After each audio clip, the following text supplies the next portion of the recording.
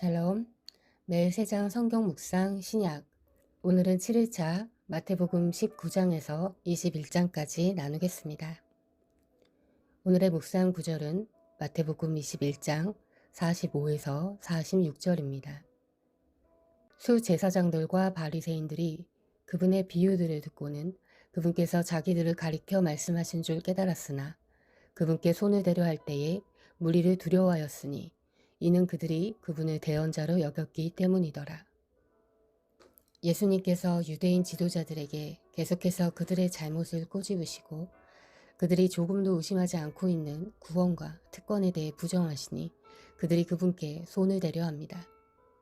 그러나 그들은 감히 분노를 대중 앞에서는 드러내지 못합니다. 오늘 본문에서 무리를 두려워하여서라고 합니다. 무리가 예수를 따르고 있고 여론이 불리하다 여긴 것이지요. 그로 인해 되려 자신들이 불리해질까 손익을 따지고 몸을 사립니다. 이는 무리의 뜻을 존중해서 오는 두려움이 아니라 지극히 이기적이고 정치적인 자기 자리와 권위를 잃을까 하는 두려움임을 봅니다. 세례 요한을 감옥에 가둘 때 헤롯도 같은 두려움을 느꼈지요. 헤롯이 그를 죽이려 하되 무리가 그를 예언자로 여김으로 그들을 두려워하더라. 마태복음 14장 5절. 이 두려움으로 헤롯은 요한을 죽이지는 못하고 감옥에 가두게 됩니다. 후에 참수할 때에도 본인은 원치 않는 태도를 보이죠. 그러나 이때도 헤롯은 사람들 눈치를 보고 스스로 한 약속을 어기면 체면이 서지 않는다는 이유로 요한을 죽이게 허락합니다. 우리는 참으로 사람의 눈치를 보고 삽니다. 이는 그 동기에 따라 두 가지로 나뉩니다. 첫 번째, 남을 위한 배려. 남을 사랑하고 배려해주기 위해 우리는 상황과 사람들의 관심을 갖게 됩니다. 그들의 필요와 기분을 살피고 지혜롭게 행동하는 일은 하나님이 기뻐하시는 일이 될 것입니다. 두 번째, 나를 위한 유익. 내가 손해보지 않기 위해 또는 유익을 얻기 위해 부지런히 상황을 파악하고 사람의 마음을 나에게 유리하게 움직이기 위해 사람의 눈치를 살피고 판단한 뒤 하는 행동은 그 행동이 선할수록 예수님은 이렇게 지적하실 겁니다. 이 위선자야. 우리는 어떤 동기를 가지고 있나요? 아무리 꽁꽁 본심을 숨겨도 하나님 앞에 모조리 드러남을 잊지 말아야 하겠습니다. 특별히 진리를 전할 때에는 순수한 동기로 지혜롭게 전하되 결코 사람의 눈치에 타협해선 안 될 것입니다. 몸은 죽여도 혼은 능히 죽이지 못하는 자들을 두려워하지 말고 오직 혼과 몸을 다 능히 지옥에서 멸하시는 분을 두려워하라. 마태복음 10장 28절. 오늘의 묵상 제목은 눈치였습니다. 오늘의 묵상을 기억하며 오늘의 말씀 마태복음 19장에서 21장까지 읽겠습니다. 이혼 문제. 예수께서 이 말씀을 마치시고 갈릴리를 떠나서 요단강 건너편 유대 지방으로 가셨다. 많은 무리가 예수를 따라왔다. 예수께서는 거기서 그들을 고쳐주셨다. 바리새파 사람들이 예수께 다가와서 그를 시험하려고 물었다. 무엇이든지 이유만 있으면 남편이 아내를 버려도 됩니까? 예수께서 대답하셨다. 사람을 창조하신 분이 처음부터 그들을 남자와 여자로 지으셨다는 것과 그리고 그가 말씀하시기를 그러므로 남자는 아버지와 어머니를 떠나서 자기 아내와 합하여서 둘이 한 몸이 될 것이다 하신 것을 너희는 아직 읽어보지 못하였느냐. 그러므로 그들은 이제 둘이 아니라 한 몸이다. 하나님이 짝지어 주신 것을 사람이 갈라놓아서는 안 된다. 그들이 예수께 말하였다. 그러면 어찌하여 모세는 이혼 증서를 써주고 아내를 버리라고 명령하였습니까? 예수께서 대답하셨다. 모세는 너희의 마음이 완악하기 때문에 아내를 버리는 것을 허락하여 준 것이지 본래부터 그랬던 것은 아니다. 내가 너희에게 말한다. 음행한 까닭이 아닌데도 아내를 버리고 다른 여자에게 장가드는 사람은 누구나 간음하는 것이다. 제자들이 예수께 말하였다. 남편과 아내 사이가 그러하다면 차라리 장가들지 않는 것이 좋겠습니다. 예수께서 그들에게 말씀하셨다. 누구나 다 이 말을 받아들이지는 못한다. 다만 타고난 사람들만이 받아들인다. 모태로부터 그렇게 태어난 고자도 있고 사람이 고자로 만들어서 된 고자도 있고 또 하늘나라 때문에 스스로 고자가 된 자도 있다. 이 말을 받을 수 있는 사람은 받아들여라. 어린이를 축복하시다. 그때 사람들이 예수께 어린이들을 데리고 와서 손을 얹어서 기도하여 주시기를 바랐다. 그런데 제자들이 그들을 꾸짖었다. 그러나 예수께서 말씀하셨다. 어린이들이 내게 오는 것을 허락하고 막지 말아라. 하늘나라는 이런 어린이들의 것이다. 그리고 그들에게 손을 얹어주시고 거기에서 떠나셨다. 부자 젊은이. 그런데 한 사람이 예수께 다가와서 물었다. 선생님, 내가 영원한 생명을 얻으려면 무슨 선한 일을 해야 합니까? 예수께서 그에게 말씀하셨다. 어찌하여 넌 나에게 선한 일을 묻느냐? 선한 분은 한 분이다. 내가 생명에 들어가길 원한다면 계명들을 지켜라. 그가 예수께 물었다. 어느 계명들을 지켜야 합니까? 예수께서 대답하셨다. 살인하지 말아라. 간음하지 말아라. 도둑질하지 말아라. 거짓 증언하지 말아라. 아버지와 어머니를 공경하여라. 그리고 내 이웃을 내 몸과 같이 사랑하여라. 그 젊은이가 예수께 말하였다. 나는 이 모든 것을 다 지켰습니다. 아직도 무엇이 부족합니까? 예수께서 그에게 말씀하셨다. 내가 완전한 사람이 되려고 하면 가서 내 소유를 팔아서 가난한 사람에게 주어라. 그리하면 내가 하늘에서 보화를 차지하게 될 것이다. 그리고 와서 나를 따라라. 그러나 그 젊은이는 이 말씀을 듣고 근심을 하면서 떠나갔다. 그에게는 재산이 많았기 때문이다. 예수께서 제자에게 말씀하셨다. 내가 진정으로 너희에게 말한다. 부자는 하늘나라에 들어가기가 어렵다. 내가 다시 너희에게 말한다. 부자가 하나님 나라에 들어가는 것보다 낙타가 바늘기로 지나가는 것이 더 쉽다. 제자들이 이 말씀을 듣고 깜짝 놀라서 말하였다. 그러면 누가 구원을 얻을 수 있습니까? 예수께서 그들을 눈여겨보시고 말씀하셨다. 사람은 이 일을 할 수 없으나 하나님은 무슨 일이나 다 하실 수 있다. 이 말씀을 듣고 베드로가 예수께 말하였다. 보십시오. 우리는 모든 것을 버리고 선생님을 따랐습니다. 그러니 우리가 무엇을 받겠습니까? 예수께서 그들에게 말씀하셨다. 내가 진정으로 너희에게 말한다. 새 세상에서 인자가 자기의 영광스러운 보좌에 앉을 때에 나를 따라온 너희도 12보좌에 앉아서 이스라엘 12지파를 심판할 것이다. 내 이름을 위하여 집이나 형제나 자매나 아버지나 어머니나 자식이나 땅을 버린 사람은 100배나 받을 것이요 또 영원한 생명을 물려받을 것이다. 그러나 첫째가 된 사람들이 꼴찌가 되고 꼴찌가 된 사람들이 첫째가 되는 경우가 많을 것이다. 포도원의 품꾼. 하늘나라는 자기 포도원에서 일할 일꾼을 고용하려고 이른 아침에 집을 나선 어떤 포도원 주인과 같다. 그는 품삯을 하루에 한 데나리온으로 일꾼들과 합의하고 그들을 자기 포도원으로 보냈다. 그리고서 9시쯤에 나가서 보니 사람들이 장터에 빈둥거리며 서 있었다. 그는 그들에게 말하기를 여러분도 포도원에 가서 일을 하시오. 적당한 품삯을 주겠소 하였다. 그래서 그들이 일을 하러 떠났다. 주인이 다시 12시와 오후 3시쯤에 나가서 그렇게 하였다. 오후 5시쯤에 주인이 또 나가보니 아직도 빈둥거리고 있는 사람들이 있어서 그들에게 왜 당신들은 온종일 이렇게 하는 일 없이 빈둥거리고 있어 하고 물었다. 그들이 그에게 대답하였다. 아무도 우리에게 일을 시켜주지 않아서 이러고 있습니다 하였다. 그래서 그는 당신들도 포도원에 가서 일을 하시오 하고 말하였다. 저녁이 되니 포도원 주인이 자기 관리인에게 말하기를 일꾼들을 불러 맨 나중에 온 사람들부터 시작하여 맨 먼저 온 사람애들에게까지 품삯을 치르시오 하였다. 오후 5시쯤부터 일을 한 일꾼이 와서 한 데나리온씩을 받았다. 그런데 맨 처음 와서 일을 한 사람들은 은근히 좀 더 받으려니 하고 생각하였는데 그들도 한 데나리온씩을 받았다. 그들은 받고 나서 주인에게 투덜거리며 말하였다. 마지막에 온 이 사람들은 1시간밖에 일하지 않았는데도 찌는 더위 속에서 온종일 수고한 우리들과 똑같이 대우하였습니다. 그러자 주인이 그들 가운데 한 사람에게 말하기를 이보시오. 나는 당신을 부당하게 대한 것이 아니오.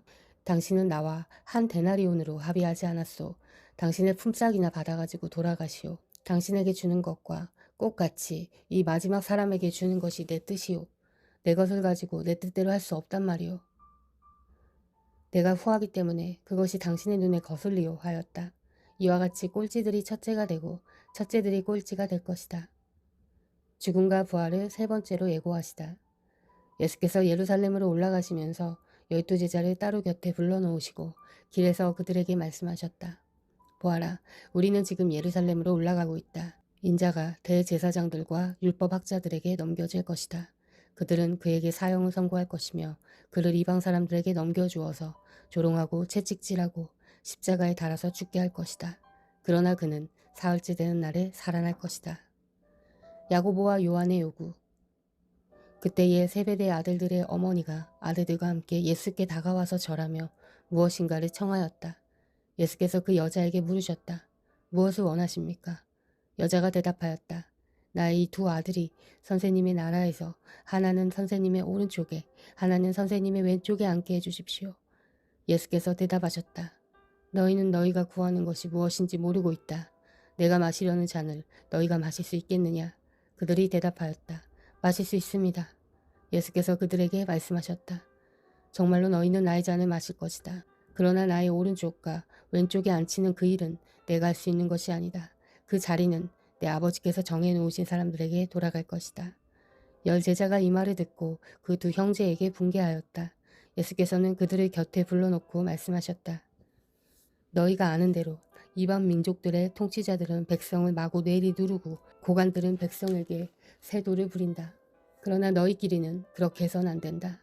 너희 가운데에 위대하게 되고자 하는 사람은 누구든지 너희를 섬기는 사람이 되어야 하고 너희 가운데서 으뜸이 되고자 하는 사람은 너희의 종이 되어야 한다.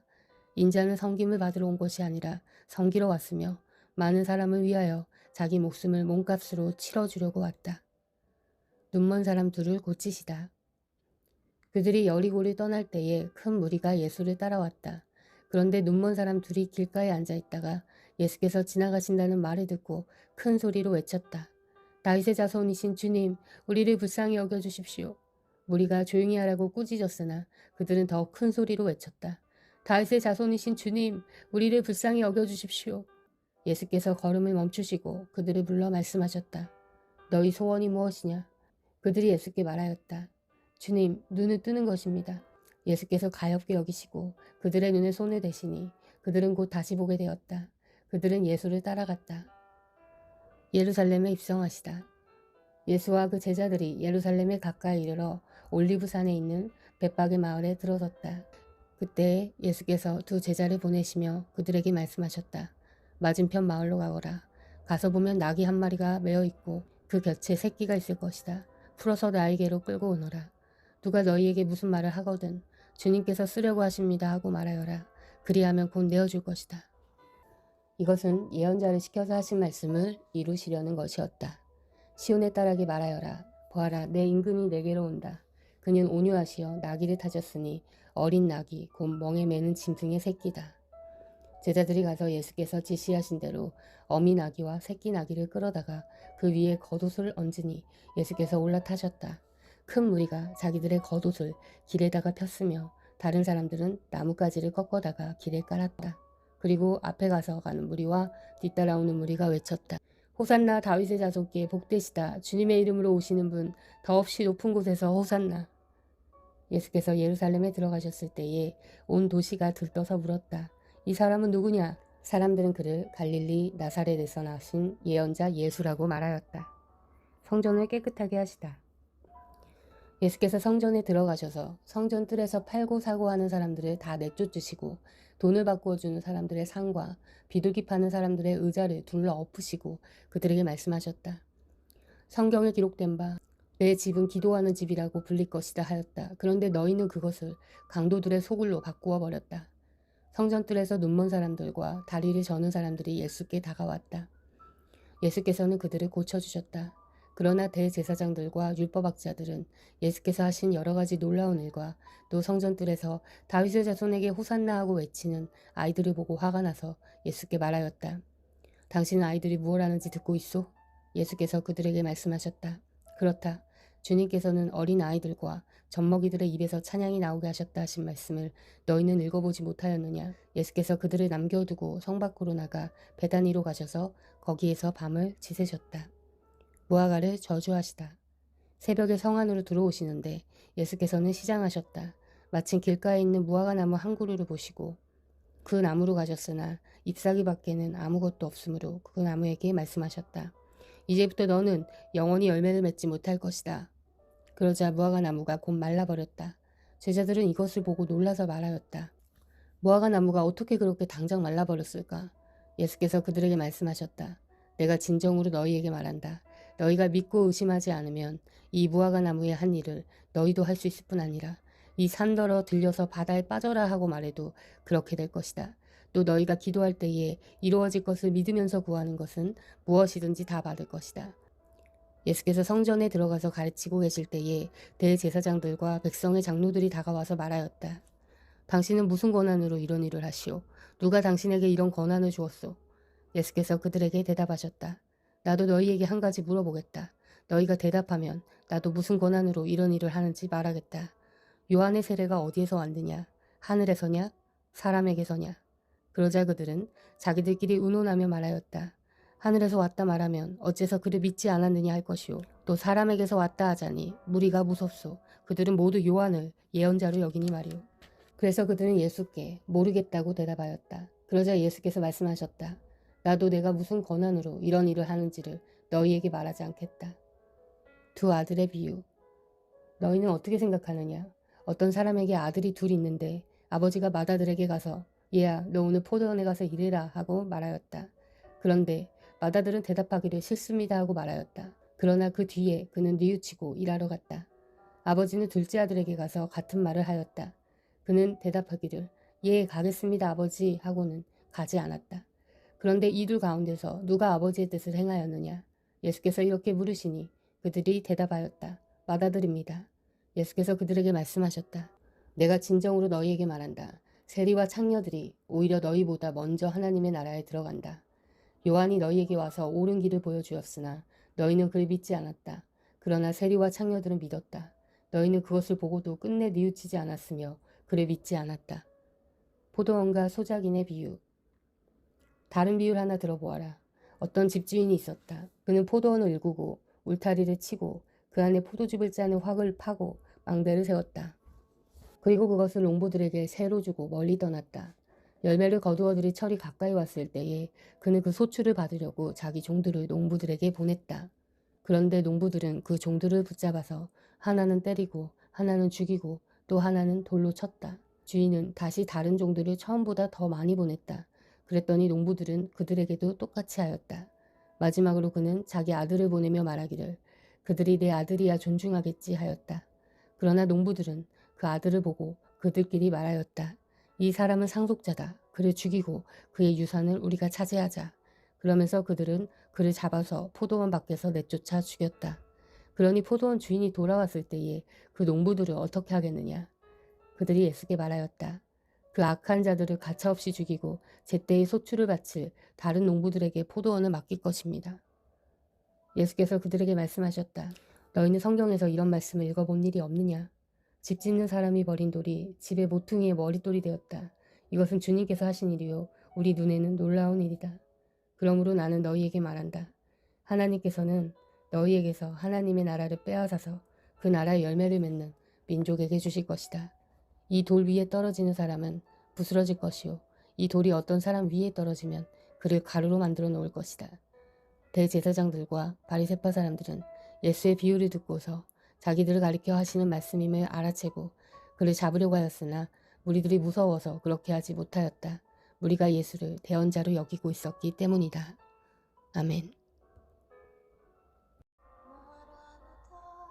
사랑하는 형제자매 여러분, 주님이 곧 오십니다. 마라나타